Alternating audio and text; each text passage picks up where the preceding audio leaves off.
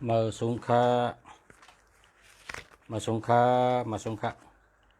trong lấy dính xiên không kha mà xuống kha lai cán côn hạc hơn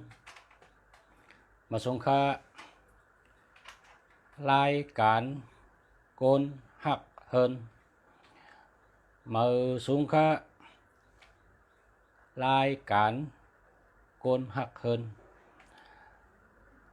phở hơn mắn họ phở họ mắn phở có hạc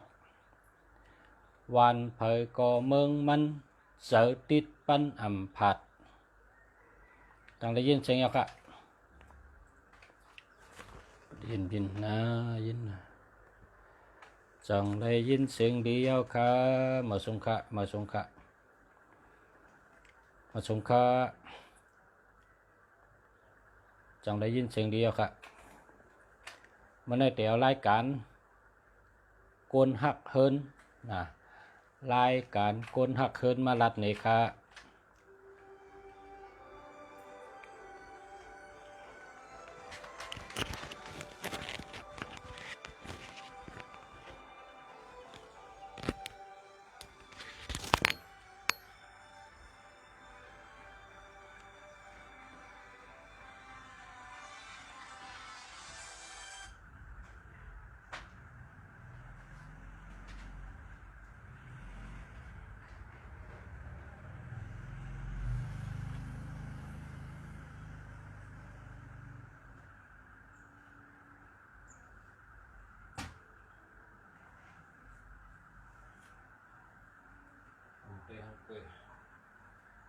ยิน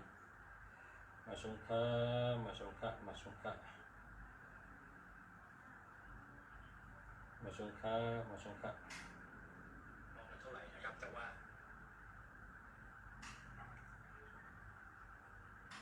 มาส่งค่ะมาส่งค่ะมาส่งค่ะมาส่งค่ะยินเสียงครับยินมาส่งค่ะได้ยินแล้วนะเสียงแพงเนาะขึ้นเสียงได้ยินมาตรงนี้ได้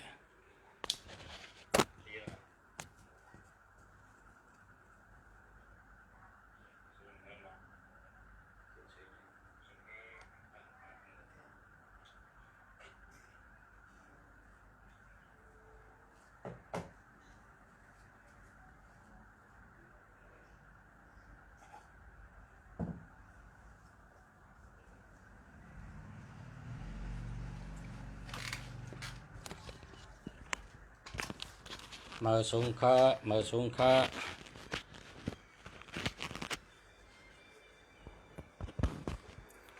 รายการโกนหักเฮินนะครับว่ามื่อไหร่เฮินตีอยู่เฮาหนังหือเตอยู่ลีกินหวานหนังหือการเงินเตลีหนังหือตั้งหักเตลีหนังหือป้ายอยู่ลีเตลีสามเดียวนะครับหนึ่งการเงินสองตั้งหักสามป้ายอยู่ลีเตลัดในสามเดียวนะครับรายการเมื่อไหร่เตลัดสามรองนะครับหนึ่งการเงินดีสองตั้งหักดีสามป้ายอยู่ลีแคมดีในเป็นรายการโกนหักเฮินนะรายการโกนหักเฮินเฮาที่เฮาอยู่เฮาคัดอยู่ก็เฮาหักเฮาซื้ออยู่ก็เฮาหักเฮาเฮ็ดอยู่ก็เฮาหักอยู่ที่ไหนก็หักที่นั่นก็แปลว่าเฮาเลยเฮ็ดเกจูต่อกันไว้เขาก็มีเกจูต่อเฮาก็มีเกจูต่อเขา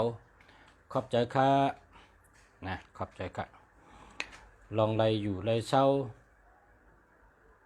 เฮินหลังในหอหลังในตีในนะ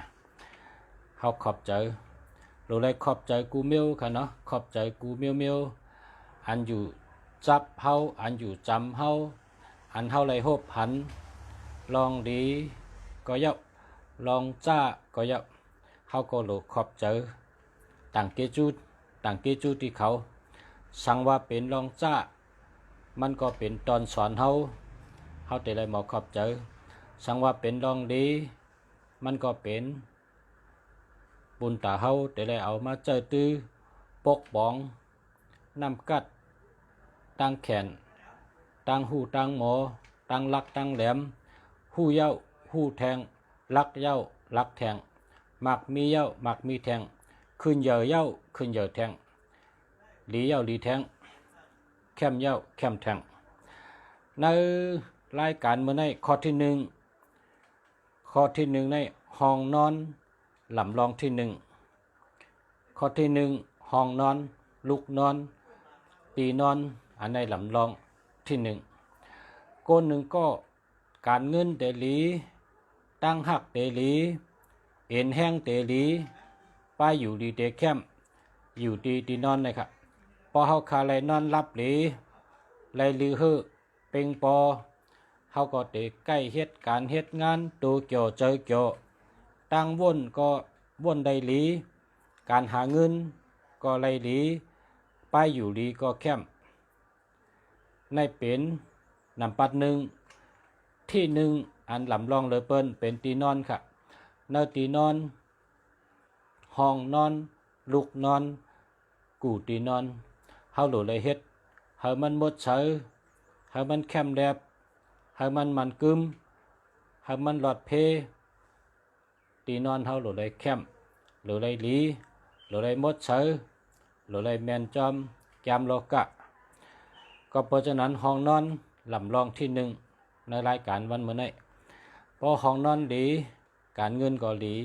ตั้งหักก็ดีไปอยู่ดีก็เข้มข้าวยามนอนหลุเลยนอนรับดีข้าวยามลือเฮ่อหลุเลยลือเฮ่อตั้งตัวตั้งเจอข้าวยามอยู่จอมกันตั้งหักอะไรมีตั้งเสือเจอก็เพราะฉะนั้นหลุเลยเฮ็ดให้ตีนอนเข้มเหลือเปิ้นตีนอนมดเฉยเลยหลอดเพดีแล้วก็ไล่ลมดีอากาศดีมดเฉยดีเข้มดีหนังกาเฮาป้องเป็นไรตีเผยตีมันก็รายการก้นหักเฮินตึกซนเฮาตัวหางเผยหางมันห้องตีนอนเฮาตัวหางเผยหางมันแดลุมลาหางเผยหางมันคัดเจอเฮ็ดสร้างหางเผยหางมันปกป้องหางเผยหางมันปุ่นตาเจ้าเก่าแต่เลยนอนข้าวยามนอนเถอะมีตังซื้อเจอมีตังอยู่ดีนะมีตังนอนรับหลีหรือเฮ่อเพียงพอในข้อที่หนึ่งครับข้อที่สอง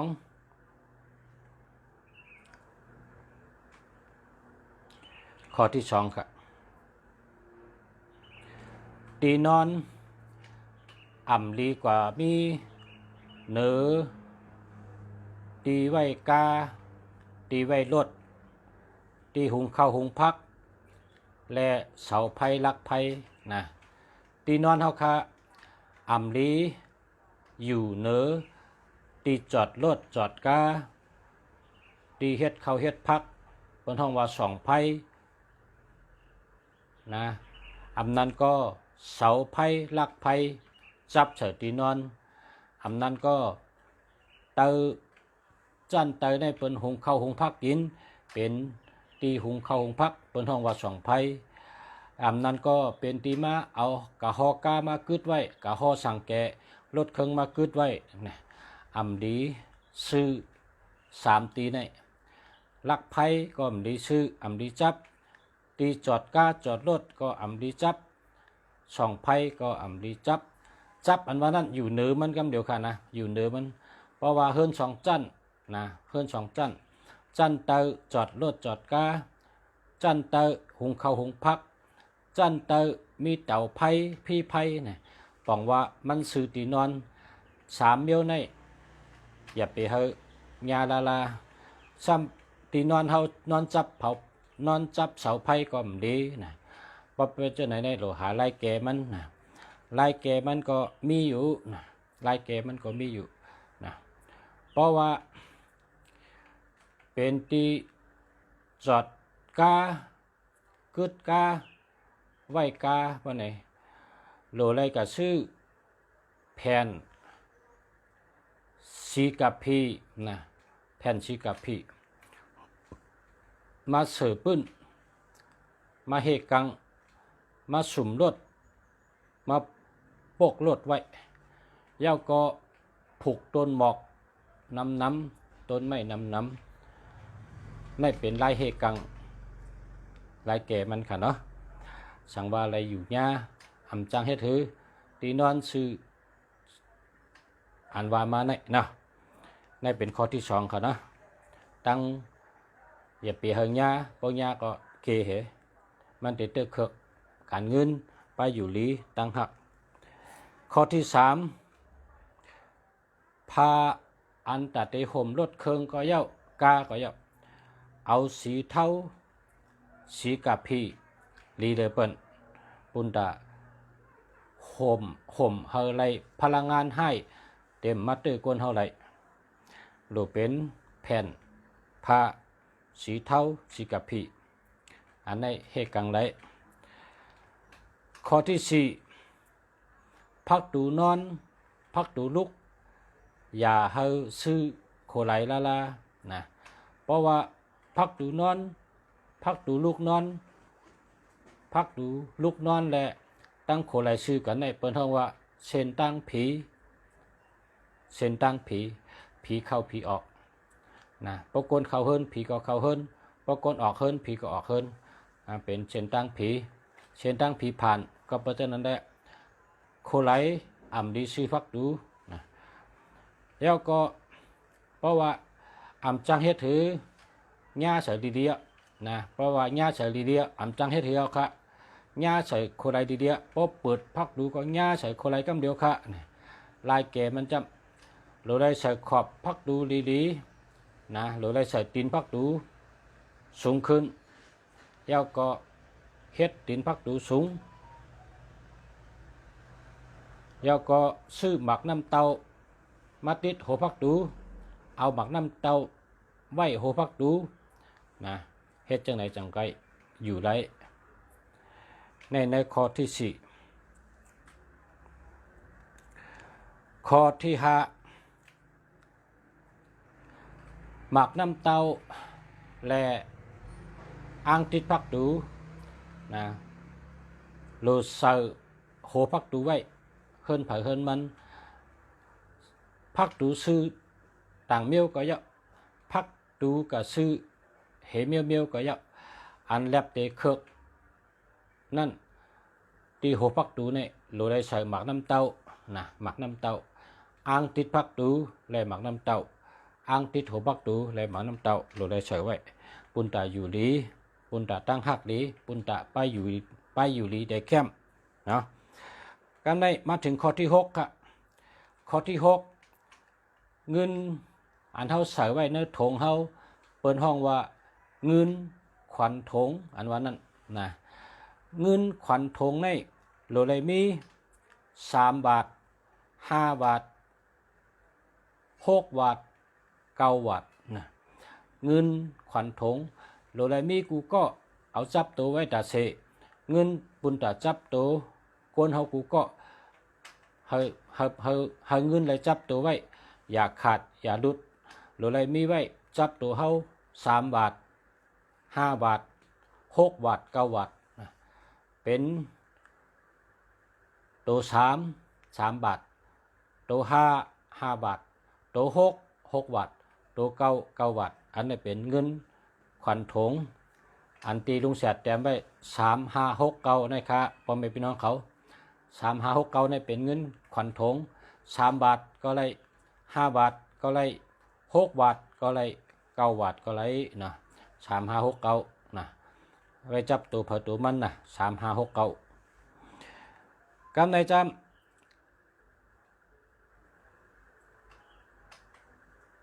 ข้อที่7ครับข้อที่7สั่งว่าเฮิรนเผอที่อยู่เผอและห้องน้ำมีนาเฮิรนโขมีนาเฮิรนเสาไผ่มีนาเฮิรนอันแหลมมีนาเฮิรน น้ำมีนาเฮินอันเป็นของเปิ้นมันใจของเฮามันเป็นของหลวงปองจึงห้ามันเป็นของเปิ้นต่างเฮินห้าเนี่ยก็เปิ้นเฮาอ่ำจังกะห้อมแซงนะห้อมแซงห้อมจังกะยะห้อมจังกะเมมันเป็นนอกเฮินที่เปิ้นไกเพราะว่าเฮินเฮาซ้ำยาเสเหมือนหนังลุงสาวว่ามาเนี่ยเหมียวเหลองบ่ได้จึงเฮาก็โหลไล่ผูกเยื่อเขียวๆที่นาเฮินอำนั้นก็ผูกหมอกอันเขียวๆที่มันห่มดินเบิ้งเป็นสีเขียวได้ทั้งหมดนะพอห้อมเอาสีเขียวพอห้อมก็ซื้อเยอะอันเขียวๆมาผูกบ่ได้จึงเฮินหลังนั้น1 หึง 1 ผ่านก็อยู่ให้ก็ผ่านลงทีก็นะก็ก็หนังฮือเดบอ่ำผ่านนั่นลายแกมันก็รู้ได้กว่าหาเยอะอันที่มันเขียวนะมันมีอยู่บ่เฮาก็หันในปังบางทีๆในเยอะในเขียวจึงอยู่ไว้เฮาก็กัดเอาดินที่อันมีเยอะเขียวเตรียมปื้นก็เอาเยอะทั้งหมดตั้งดินตั้งหนังดินที่นั่นตัดมาเป็นล็อกเหมือนจังหนังมาอุดนั่นมาวางหน้าเฮิรนเฮาให้เป็นสีเขียวทั้งหมดในแต่เหตุกลางระยะค่ะอยู่ได้อยู่ค่ะหน้าเฮิรนมีห้องน้ำหน้าเฮิรนมีลักไผ่หน้าเฮิรนมีอันที่เขือกเฮิรนเห็นลองเนาะนะมีโขมีห้องน้ำมีเสาไผ่ตะกาบามาจะไหนเกได้อยู่เพราะเป็นเสาไผ่ป้องจางนะป้องจางก็ผูกยุ่มหมอกยุ่มไม้ให้มันรับเสาไผ่ไว้เป็นอันจอยได้นะกำในผูกหมอกและผูกหวานนะผูกหมอกและผูกหวานก้นเฮาคาเฮิรนเฮาก็ใครมีหมอกไว้หิมเฮิรนหิมเยเฮาก้นเฮิรนเฮากูเฮิรนว่าเฮิรนว่าตีอยู่โลเลยมีหมอกไว้นะไผก็ใครผูกหมอกก็ลายผูกหมอกในโลเลยผูกวันอังคารค่ะโลเลยผูกวันอังคารเพราะเมืองใต้เปิ้นฮ้องว่าวันแองกาโลเลยผูกวันแองกาเพราะผูกหมอกในผูกวันแองกาเพราะเด็กผูกหมอกในเฮลอดนะโมพุทธายะนะโมพุทธายะนะโมพุทธายะว่า3 กรรมว่า5 กรรมว่า6 กรรมว่า9 กรรมนะโมพุทธายะนะโมพุทธายะนะโมพุทธายะปวายเอาจังก็ผูกหมอกเด็กผูกต้นหมอกเด็กผูกตรงต้นหวานเป็นหวานชัดเทหวานสีวลีหวานเงินหวานยาอิหลูหวานตะกะหวานหมอกตะกะหมอกเลยผูกวันอังคารค่ะเพราะผูกวันอังคารในเจ้าเฮิรนกามลีลาบลีเจ้าเฮิรนมีเงินเจ้าเฮิรนหักกันเจ้าเฮิรนได้อยู่ดีกินหวานนะมีลาบเงินลาบคำนะเพราะผูกเลยผูกวันอังคารสังว่าวันอังคารอ่ำตันก็ให้ผูกวันศุกร์นะมี2 วันไงวันศุกร์เหวันอังคารเหอันนี้เป็นวันผูกหมอกนะเพราะผูกหมอกวันศุกร์นะเพราะผูกหมอกวันศุกร์ในเฮลอดกาถามหาลาพ่อมหาลาพ่อมหาลาพ่อพระวันตุเมมหาลาพ่อพระวันตุเมมหาลาพ่อพระวันตุเมว่าจังไหน3 กรรมพอขึ้นเอาน้ำหดทำขึ้นว่าแทง6 กรรมนะแต่ได้ว่า9 กรรมมือหดน้ำมันว่า9 กรรมมือผูกมันว่า3 กรรมไล่เป็นผูกหมอกก็ปอกทีผูกหมอกก็ถูกหวยผูกหมอกก็ก้าขายลีผูกหมอกก็มีเงินมีคำผูกหมอกก็อยู่ดีกินหวานผูกหมอกก็หลับหลีเฮิรนนั่นนะเป็นลอกลายผูกหมอกในแกมโลกะนะพอสละเมืองดีเอาแกมในผืนปีผืนแกมมาลัดนี่พอมีพี่น้องเขานะเพราะว่าเอาน้ำหดหมอกเมื่อไรก็เย้าเฮาเป่ากระถาเสในน้ำเย้าจังก้อยหดนะเฮาไรเป่ากระถาว่านะโมพุทธายะนะโมพุทธายะนะโมพุทธายะว่า3 กรรมว่า5 กรรมว่า6 กรรมว่า9 กรรม เพราะว่าเจ้าจังก้อยเอาน้ำนั้นโคตรเฉยที่ต้นหมอกนะต้นหมอกได้หมอกมากก็ปันจุกปันลับนะปันลับสัปปะกะมันก็ตื้อถีมันก็กล้าขายดีมันก็อยู่ดีกินหวานมันก็หักกันเนาะตั้งหักดีอยู่ดีกินหวานการเงินดีนะอันนี้ผูกข้างกุ้ยผูกนาเฮิรนเผอนาเฮิรนมันผูกหมอกในนะผูกหมอกนี่เป็นข้อที่เก่าค่ะเนาะข้อที่เก่าผูกหมอกก็เย้าผูกหวานก็เย้านะนาเฮิรน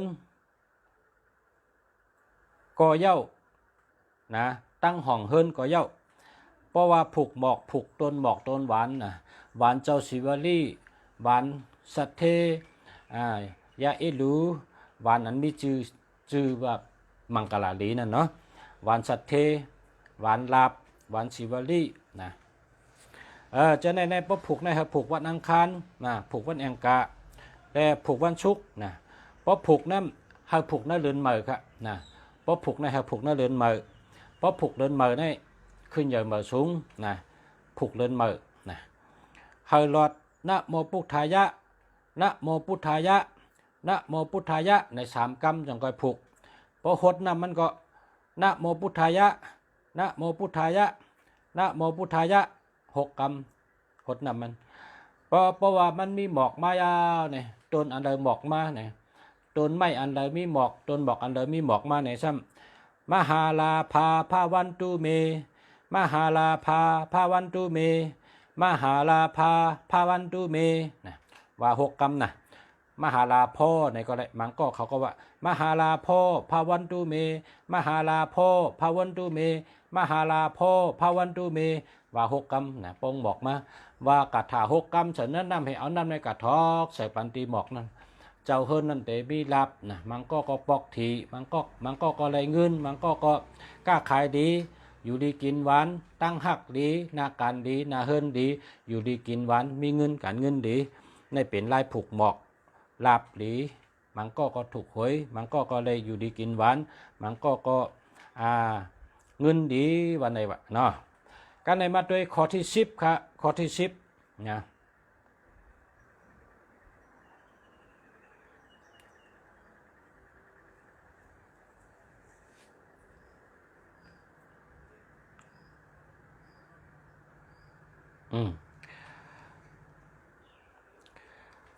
เพราะว่าในแกมโลกะว่าไว้ว่าสังว่าเขาอยู่ที่ไหนก็ดีนะเขาอยู่ที่ไหนก็ดีเพราะว่าเป็นก้นหนุ่มแม่นพ้องตึกใครมีเงินมีคำบ่เนี่ยนะสังว่าเป็นก้นหนุ่มอาศักไปถึง60เนี่ยนะอาศักไปถึง60เนี่ยเป็นห้องว่าก้นหนุ่มก้นหนุ่มก้นอาศักตึกขึ้นอาศักไปถึง60เนี่ยเปิ้นว่าก้นหนุ่มเมื่อพ้องตึกหนุ่มเนี่ยใครมีเงินมีคำใครมักใครมีใครเป็นสัตเทก็เปิดตั้งดูเขาใครมักใครมีเขาหน้าการขึ้นอย่างเฮิงเพราะฉะนั้นก็ในอายุเกิดเป็นก้นมาอายุ1 ขวบต่อถึง60เนี่ยแม่นพ้องหรือมีเงินมีคำแหละเฮิรนใดก็เย้าในจำปืนโลกะหลัดว่าเฮมีของมังกรลีมังกรเมียด3 อันนะครับเนาะ3 อัน3 อันใน1เจ้าศิวลีนะเจ้าศิวลีลาบลีนะครับ2เจ้าอุปกุเปเพนะว่าเจ้าอุปกุเปเพ3เจ้าสังเกตเจสเทโตโจเจ้าสังเกตเจสเทโตโจเขามีไว้3 สั่งนะว่าสั่งอุปกุสั่งศิวลีสังเกตเจเขามีไว้อันนี้เปิ้นเป็นยาหันตานะมาปันก้นเฮาปันมักปันมีปันเฮามีเงินมีคำการมักมีขึ้นเยอะเฮิงการหาเงินการงานการเงินขึ้นเยอะเฮิงการเงินดีตั้งหักดีอยู่ดีกินหวานเมตตาดีมี3 สั่งไว้กึกขอกึกเฮินนะในข้อที่10ว่าไว้ก็ได้มาด้วยในข้อที่11ครับข้อที่11สั่งว่าเฮาใครผูกหวานอันเป็นสัตเทในก็ เลือกตัวเวอไม่อันเท่ามาผูกนั่นนะเวอไม่อันเท่ามาผูกนั่นเฮามันเป็นหางโหเจอนะเวอไม่เหมือนจังหือเนี่ยวันนังมือหวานเห็นมิวมิวเหมือนใครเหมือนโหเจอไว้นะเวอมันมุนนะอันนั้นเอามาผูกไว้นะเฮินเฮากะหันเนื้อถึงเนื้อคือหวานมิวเลยแหละเวอมันหางหลีสีมันเข้มแล้วก็เหยื่อไว้นะต้นไม้เมียวเหลอเลี้ยงง่ายเหยื่อไว้ต้นหวานต้นหมอกเมียวเหลอเลี้ยงง่ายเหยื่อไว้อันนั้นเป็นมังกรลีนะครับว่าในแกมเรากะว่าเฮาผูกต้นไม้เมียวเหลอและเหยื่อไว้นั่นปังว่าการมักมีก็ขึ้นเหยื่อไว้เฮาผูกหมอกเมียวเหลอและเหยื่อไว้หนุ่มไว้เหยื่อไว้นั่นก็การมักมีหลีมันตัวก็ตัวที่เอาตาเฮาตัวเห็นว่าต้นไม้เมียวในเลี้ยงง่ายเหยื่อไว้ห่างดีเนี่ยว่าไม่สังชิบสำเชนเพิงไม่ตะกะไม่หมอกตะกะหมอกเฮาตัวเอาว่าเหยื่อไว้เลี้ยงง่ายแล้วก็ห่างดีเนี่ยเป็นไม่มังกรลีเนี่ยเถือกเดียวมาผูกมือเอามาผูกนั่นเฮาลัดว่ามหาลาภาวันตุเมมหาลาภาวันตุเมมหาลาภาวันตุเมเนี่ย3 กรรมก็ได้6 กรรมก็ได้9 กรรมก็ได้นะแล้วก็นะโมพุทธายะนะโมพุทธายะนะโมพุทธายะว่า3 กรรมก็ได้6 กรรมก็ได้9 กรรมก็ได้เราจึงได้ให้ผูกหมอกไว้นะเฮาผูกเนื้อเลือนเหมือครับนะครับผูกเนื้อเลือนเหมือนะในข้อที่11ก็ขึ้นมาละจังไหนครับเนาะกับในมาด้วยข้อที่12ครับข้อที่12ในเฮิรนเฮาคาที่อยู่เฮาคาในรายการก้นหักเฮิรนลาดว่าผูกหมอกอันดีเดอเปิ้นผูกไว้ตั้งออกเฮิรนนั้นก็ตั้งห้องเฮิรนนะครับนะเพราะผูกในตั้งออกตั้งห้องนะและเฮาผูกวันอังคารเฮาผูกเลินเหมือนะในข้อที่12นะก็ในมาด้วยในข้อที่13นะข้อที่13ในคืออันดีผูกคือสายมันหน่อยนะเพราะว่าคือสายมันหน่อยในตายเสปอกตายเสปอกเย้าก็มีหักมันมีปอดไงก็เอาวางไว้มันก็ออกต้นมากค่ะคือสายมันหน่อยนี่นะคือสายมันหน่อยเบอร์มันก็เหมือนถึงหัวใจก้นน่ะคือสายมันหน่อยอันนี้ผูกไว้ที่เฮิรนดีนะแล้วก็คือทางข้อที่14ครับข้อที่14นะครับว่าต้นปู้นะปู้อันก้นเท่าอมเนี่ยต้นปู้อันก้นเท่าอมเนี่ยเขาผูกไว้เบอร์ปู้เนี่ยยาก็เป็นนะแล้วก็เนื้อแก้มเนี่ยเป็นต้นมังกรลีต้นหนึ่งต้นปู้อันก้นเท่าเขาอมปู้อันว่านั่นต้นปู้นะคือปู้ในก็เขาผูกไว้คือเนี่ยคือสามันหน่อยเฮคือเบอร์ปู้เฮนะแล้วก็ข้อที่15ครับข้อที่15ในว่าในรายการก้นหักเฮิรนเอามาในแก้มเรากล้าว่าผูกต้นหมักแก้งนะครับว่าผูกต้นหมักแก้งเพราะผูกต้นหมักแก้งในเฮ่ไรผีดีกูเมลนะครับว่าเปิ้นเฮ็ดประโยชน์กะต่อสู่มิกษาเปิ้นปล่อยอาตัดอามองมิดวองโวดดอกเปิ้นปล่อยนิกนามกูเมลกูลองมันเตอเฮาไรนะครับว่า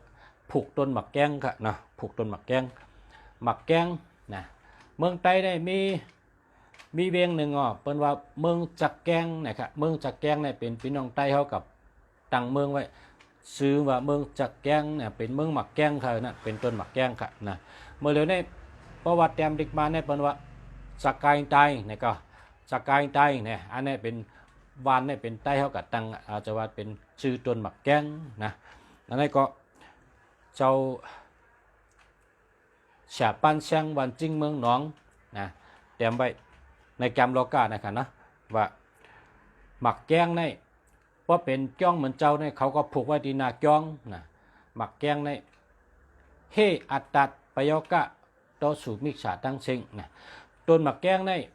เปลือกมันก็เป็นอียานะเพราะมันมียอดหนุ่มมันก็เป็นกินยอดหมักแกงเพราะมันมีหมากหนุ่มก็เป็นกินหมากชุกก็กินไรค่ะหมักแกงนะหมักแกงก็เลือเสผูกเฮแลเฮกังปันก้นเฮาเย้าซ้ำมีพรดีแทงว่าพอหมากชุกมาก็เลยกินหมักแกงชุกแทงพ อหยอดหนุ่มมาซ้ำกินหยอดแกงโกหยอดแกงอ่องในแท่งนะเปลือกก็เปิ้นเอาเฮ็ดอียานะต้มอาบต้มกินก็เพราะฉะนั้นแหละหมักแกงในก็ไล่พอนดีเซมก้าเป็นป้าอียาเฮกังนะครับเนาะอันดีผูกหิมเฮินจำหมักแกงหมักลิ้นจ้างนะนี่อันไหนดีผูกนะเฮ็ดช่างแลผูกหมักลิ้นจ้างนะลิ้นจ้างในตัวเนื้อลิ้นในจ้างในใหญ่เลยเปิ้นนะครับนะเป็นมังกรลาดีป้าหนึ่งในเป็นต้นไม้มังกรลาดีนะในข้อที่15ลาดไว้ต้นไม้อันเป็นมังกรลาดีในลอกะและจือมันเป็นมังกรลาดีตีไตเฮาเอามาเป็นวันลำลองจำมังเขไม่กลางโถเฮ